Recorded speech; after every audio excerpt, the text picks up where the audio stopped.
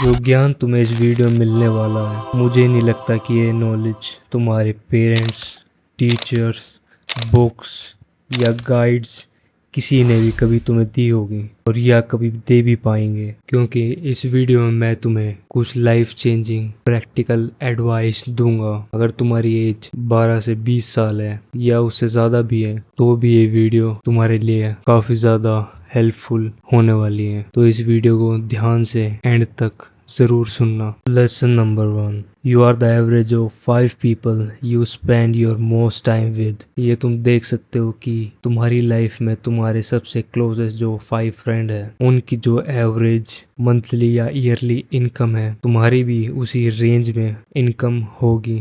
अगर तुम्हारे एक दोस्त की इनकम 1 लाख है और दूसरे दोस्त की इनकम 50,000 और तीसरे दोस्त की इनकम 70,000 और चौथे दोस्त की इनकम 40,000 और पांचवें दोस्त की इनकम अगर 90,000 होगी तो तुम्हारी भी इनकम इसी रेंज में होगी। That's why millionaires have 5 millionaire friends. They don't have broke people as friend.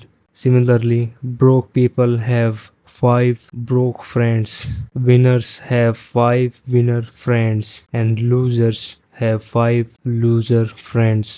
So choose your friend circle wisely. तुम्हें ऐसे दोस्त ढूंढने चाहिए जिनका लाइफ में कोई मोटिव हो। अगर तुम ऐसे लोगों के साथ रहोगे, पूरा दिन बस वीडियो गेम्स खेलते हैं, सोशल मीडिया स्क्रॉल करते हैं, सारा टाइम अपना इन चीज़ों में वेस्ट करते हैं, तो तुम्हें अपना फ्रेंड सर्कल चेंज करने की ज़रूरत है।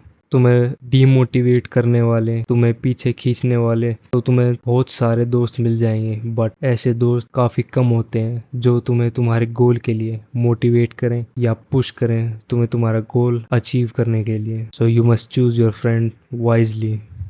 Lesson number 2, stop wasting your parents' money on flexing and buying stupid stuff that doesn't matter at all in life. Instead, focus on building yourself as a person. Spend that money, time, and energy on learning some new skills which would benefit you in the long run. Also, remember this: in your teen years, you have time, energy, but lacks money. But when you reach your adulthood, you would have money, energy, but you would lack time. You would wish that you have more time because time is money. And when you are of old age, you will have money and time but might lack energy. इसलिए ये तुम्हारे early years he हैं जो तुम्हें अपने rest of the competition से आगे करने में मदद करेंगे और तुम जल्दी से जल्दी अपने पैरों पर खड़ा होना सीख जाओगे इसी एज से अगर तुमने स्टार्ट किया तो। Lesson number 3, don't just focus completely on looks but instead focus on building yourself as a person. देखो, तुम्हारी फेशियल एस्थेटिक्स सब कुछ नहीं है। I would highly recommend you, instead of focusing on looks maxing, अगर तुम वर्कआउट करोगे, gym में जाओगे, वेट्स उठाओगे, तो तुम एक ऐसी फिजिक अचीव कर लोगे जिससे तुम्हें फेशियल लुक्स मैक्सिंग से ज़्यादा कॉन्फिडेंस मिलेगा, जिसे तुम अपनी लाइफ सिचुएशन को भी ज़्यादा अच्छे तरीके से टैकल कर पाओगे। Looks are not everything but your health, your physique is also. Getting more success in life is 1,000 times better than having a good face. Remember this: women would always prefer a man who is more successful, who can protect her, provide her, and care for her, instead of a man who is handsome. Looks aren't everything.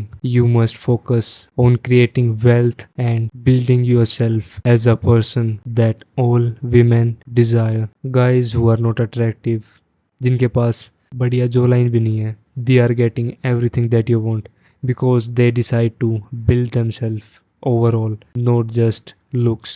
Also, do not waste your time on what you cannot fix, but instead work on what you can fix. Do not become overly conscious over your face, height. Always be thankful for what you have. Lesson number 4, play more sports. अगर तुम sports नहीं खेलते, घर में room में रहते हो, तो ये तुम्हारी हेल्थ के लिए ठीक नहीं है। तुम्हारी बॉडी की ग्रोथ के लिए उसे एक्टिव रहना पड़ेगा इन अर्ली टीनेज ईयर्स में। अगर तुम सारा दिन बस घर के अंदर इंडोर लाइटिंग में रहते हो तो उससे तुम्हारी आई साइट भी खराब होती है। इसीलिए तुम देखते होगे इतनी यंग एज में ही बच्चों को चश्मे लग जाते हैं। इसका प्राइम रीजन यही है, इंडोर लाइटिंग में रहना, बाहर जाकर सुबह उठकर सनलाइट ना लेना। तुम्हारी बॉडी को इस एज में एक्टिव रहना काफी ज्यादा जरूरी है। इस एज में जैसी हैबिट तुम बनाओगे वही हैबिट फ्यूचर में भी तुम्हारे साथ ही रहेंगी। If you make good habits you would have good habits in the future, and if you would indulge in the bad habits they will stay when you become older. Also sports खेलना काफी जरूरी है height के लिए। तुमने देखा होगा ज़्यादातर बच्चे जो बास्केटबॉल, फुटबॉल, वॉलीबॉल ऐसे गेम्स खेलते हैं जिनमें बॉडी को ज़्यादा स्ट्रेच या जंप करना पड़ता है। इसी से हमारी बॉडी हाइट हार्मोन्स रिलीज करती है जब उनके ऊपर ज़्यादा स्ट्रेचिंग आती है या ज़्यादा प्रेशर पड़ता है मसल्स पर या बोन्स पर। इसीलिए तुमने देखा होगा कि जो बंदे ज़्यादातर फुटबॉल या बास्केटबॉल खेलते हैं उनकी हाइट और नॉर्मल लोगों से ज़्यादा होती है। सिमिलरली मेरे साथ मेरे जितने फ्रेंड्स खेला करते हैं सबकी हाइट अबव एवरेज है। लोग कहते हैं कि हाइट जेनेटिक्स पर डिपेंड करती है, बट मैं इस फैक्ट को नहीं मानता। एक हाइट पर भी वीडियो मैं जल्दी इन द फ्यूचर लेके आऊँगा जो कि सच में काम करेगी। इसलिए मैं तुम्हें रिकमेंड करूँगा या तो तुम चैनल को सब्सक्राइब कर लो या फिर फ्यूचर में रिविजिट करना।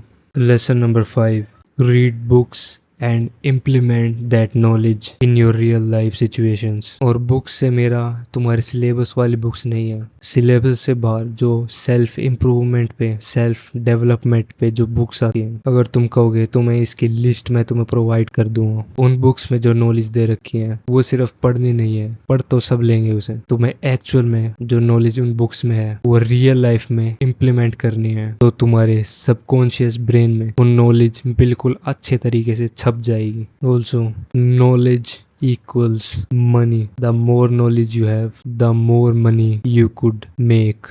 That's why जो लोग अमीर हैं तो वो अमीर क्यों हैं? Because उन्हें जिन चीज़ों की नॉलेज है वो नॉलेज तुम्हें नहीं है। तो तुम्हें वो नॉलेज पाने के लिए तुम्हें बुक्स रीड करनी होंगी। जो लोग एक्चुअली रिच हैं तुम्हें उन्हें स्टडी करना होगा, उनकी बुक्स हैं वो तुम्हें पढ़नी होंगी। Lesson number 6, eat more protein, have a healthy nutrient rich diet. हमारी इंडियन डाइट, इसके अंदर तुमने देखा होगा जो यूरोप के लोग हैं उनकी हाइट, एवरेज हाइट भी इंडियन लोगों से ज्यादा कैसे है? क्योंकि उनकी डाइट में प्रोटीन काफी ज्यादा है। वो नॉन वेज खाते हैं या सप्लीमेंट्स भी लेते हैं जिसके अंदर काफी ज्यादा प्रोटीन है, बट हमारी इंडियन डाइट प्रोटीन को काफी ज्यादा लैक करती है, जिसकी वजह से तुमने देखा होगा यहाँ के लोग, उनका फेस स्ट्रक्चर भी ज्यादातर चबियर होता है, फेस पर ज्यादा फैट होता है as compare to people from western countries. In this age you need to eat as much protein as you can. जितना ज़्यादा प्रोटीन खाओगे, because protein is a growth hormone. तुम्हारी बॉडी की बोन्स के लिए, तुम्हारे मसल्स के लिए, तुम्हारी हाइट के लिए protein is very much responsible. So eat more protein, consume more dairy products, or you could add supplements in your diet. Lesson number 7, have a gratitude journal. You must have fulfillment in what you have and should not worry about what you do not have. लोग ज़्यादातर unsatisfy रहते हैं उन लोगों को देखकर जिनके पास काफ़ी कुछ है, बट ये नहीं देख जो चीज़ तुम्हारे पास है तुम उसकी वैल्यू नहीं करते। अगर तुम्हें अपनी लाइफ में एक्चुअल में खुशी चाहिए तो तुम्हें ग्रेटिट्यूड जर्नल बनाना होगा जिसके अंदर तुम लिखोगे कि ऐसी कौन कौन सी चीज़ है जिन चीज़ों के लिए तुम ग्रेटफुल हो। सच एज तुम थैंक कर सकते हो, God thank you for this room, thank you for this house, thank you for anything, just anything. You can write it down. Be grateful for everything that you have and do not cry over what you do not have. Bonus tip, अगर तुमने अपने इन young years में, इन teenage years में life में कुछ बड़ा करने का सोचा है तो उसके पीछे पूरी मेहनत करना, अपना पूरा एक प्लान बनाना, वरना सोसाइटी तुम्हें अपने हिसाब से, जैसा सोसाइटी चाहती है तुम्हें वैसा बनाने के लिए, वैसा ढालने के लिए पूरी कोशिश करेगी। ऐसा देखते हो तुम, जो तुम्हारे बचपन में गोल थे वो बड़े होते होते हैं कॉलेज लाइफ तक या जब तुम काम करने जाते हो तब तक चेंज हो चुके होते हैं सभी के, बिकॉज सोसाइटी तुम्हारे दिमाग में ऐसी चीज़ भर देती है। सोसाइटी तुमसे वही कराना चाहती है जो सोसाइटी के लिए अच्छा है, और इसी भेड़ चाल में तुम खुद को भूल जाते हो कि तुम खुद क्या हो, तुम्हारी वैल्यूज तुम्हें अपने साथ रखनी होंगी। तुमने जो सोचा है उसके लिए प्लान बनाओ, उस पर काम करो। That's all. Thanks for watching.